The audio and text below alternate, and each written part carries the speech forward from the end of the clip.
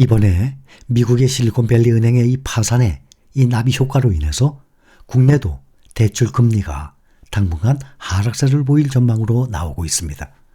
미국 연방준비제도가 그동안 급격히 기준금리를 올린 여파로 SVB의 자본 건전성이 무너진 만큼 연준이 이달 연방공개시장위원회 FOMC 회의에서 금리 인상 속도를 늦출 가능성이 지금 커지고 있습니다.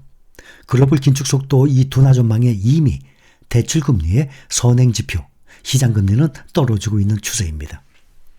그저께 우리나라 금융권에 따르면 국내 5대 은행들 KB국민은행, 신한은행, 하나은행, 우리은행, 또 NH농협 이 시중은행의 고정형 주택담보대출 금리 연 4.15에서 6.23%로 나타났습니다.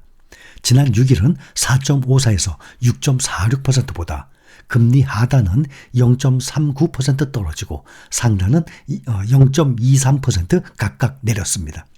이것은 고정형 주택담보대출의 이 중고금리가 되는 은행채 금리가 떨어진 여파입니다.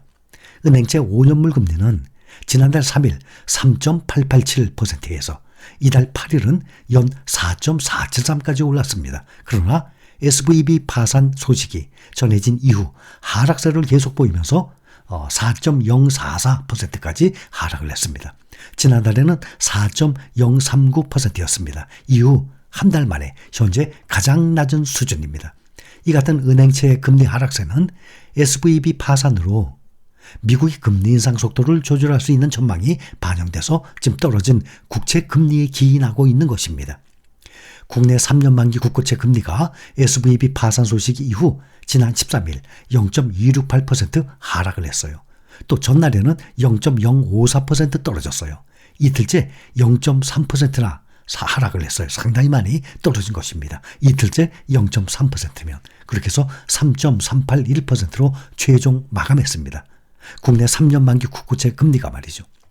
SVB 사태 전까지만 해도 업계는 연준이 인플레이션을 잡기 위해서 이달의 빅스텝 기준금리 0.5% 인상을 밟을 것이라고 내다보고 있었습니다. 그러나 며칠 전에 SVB 파산의 주 요인으로 연준의 공격적 기준금리 인상이 꼽히고 있습니다. 연준이 금리 인상 속도를 조절할 것이라는 전망이 당연히 우세하죠. 골드만삭스는 이번에 SVB 파산 사태로 이달 FOMC 회의에서 연준이 금리를 인상하지 않을 것을 예상을 하고 있고 노무라증권은 오히려 0.25%를 인하할 것이라는 전망을 내놓기도 했습니다. 은행권 관계자는 SVB 파산이 불러올 가장 큰 나비 효과는 연준의 금리 인상 속도 조절입니다.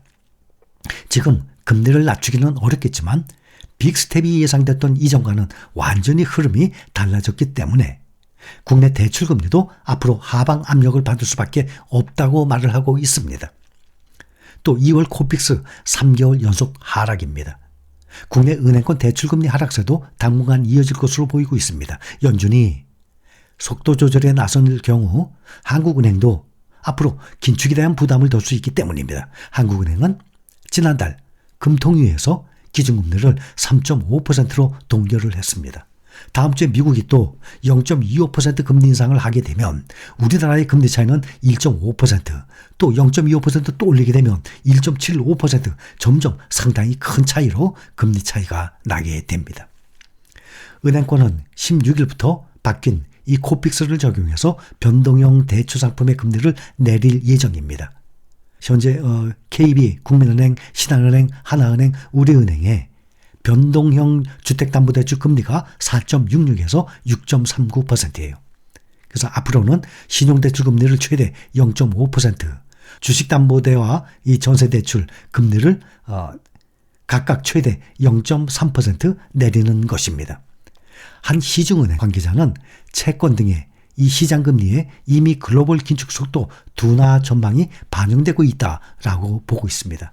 그러니 주택담보대출, 전세대출 금리 앞으로 계속 내리게 될 것입니다.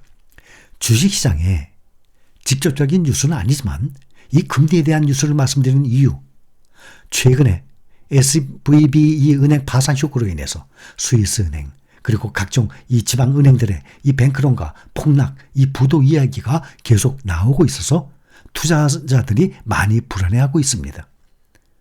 하지만 이 이야기가 또 어떻게 보면 전화위복이 된 것이에요. 주식시장에서만큼은 호재일 수밖에 없다는 중요한 이유가 또 있습니다. 바로 미국의 금리 인상의 브레이크 요소가 될 수 있기 때문이에요. 작년부터의 이번 하락장의 가장 큰 원인 뭐죠? 물가 상승, 인플레이션으로 인한 급격한 금리 상승입니다. 작년부터 정말 이 하락장을 우리는 얼마나 잘 견뎌왔습니까? 그런데 이 하락장의 불에 기름을 부은 게 바로 금리 인상이었는데 급격하게 금리를 올린 여파로 이제 은행들의 위기가 찾아왔습니다. 은행의 파산은 개인도 그렇지만 기업들에게는 엄청난 쇼크가 될 수도 있기 때문이에요. 하지만 이런 이슈로 인해서 지금 연준이 물가 상승을 잡기 위한 방법인 금리를 앞으로는 쉽게 못 올리게 생겼습니다. 이번 금리 인상 예측이들 중에 빅스텝 이야기는 완전히 0%, 0%로 사라졌어요. 극단적인 예측은 오히려 베이비 스텝으로 인하한다고까지 말이 나오고 있는 상황입니다. 물론 급격하게 올린 금리를 동결도 없이 내리지는 않을 것 같고 하지만 이런 기대들로 인해서 요즘에 미국 증시 특히 오늘 폭등하는 현상이었습니다. 이제 금리 조절을 정말 잘 해야 된다는 전망들 때문에 무엇보다도 빅테크나 대장주, 성장주들은 빠르게 반등할 이유가 생겨버렸습니다. 그래서 이번 은행 파산 쇼크가 투자자들에게 더 좋은 소식이 될 수도 있다는 이야기가 나오고 있는 것입니다. 하지만 또 상황이 이 작은 은행들, 지방은행들 어떻게 될지는 아직은 알 수 없는 것입니다. 그런데 가장 중요한 거, 이렇게 변동성이 큰 상황이 올수록 우리가 해야 할 일은 늘 같은 생각입니다. 항상 주가가 오르게 되면 더 못 산 걸 후회를 하게 됩니다. 오랜 기간 투자할 계획을 갖고 꾸준히 조금씩 모아가는 것 가장 중요합니다. 아무리 생각하고 아무리 찾아봐도 주식시장에서 리스크를 최대한 줄이고 안전하게 투자하는 방법은 이것밖에 없거든요. 그래서 주택담보대출을 비롯한 이 대출 금리가 앞으로 점점 떨어질 것으로 예상하는 이유 중에 하나는 실제 은행권 이 변동형 대출 금리의 중거금리가 되는 코픽스가 3개월 연속 하락을 기록을 했습니다. 은행연합회는 2월 기준 신규 취급액 이 기준 코픽스를 3.53%로 공시를 했습니다. 전월에 비해서 0.29% 떨어진 수치예요. 하락폭은 전월에 0.47% 대비 더 줄었습니다. 신규 취급액 기준 코픽스가 지난해 12월 4.34%로 최고치를 찍고 난 다음에 올 1월에는 4.29%, 2월에는 3.82% 등 꾸준히 낮아지고 있기 때문입니다. 그래서 저축을 하는 사람은 미래 안정적인 노후 생활을 할 수 있게 해주는 것입니다. 그 저축은 노후에 내가 원하고 필요로 하고 즐기고 싶은 것 만족시켜줄 수 있는 모든 충족 방법입니다. 그 저축의 첫 번째는 소비하는 일 자체를 피하는 것입니다. 소비하는 것을 우리는 최대한으로 억제를 해야 되는 것입니다.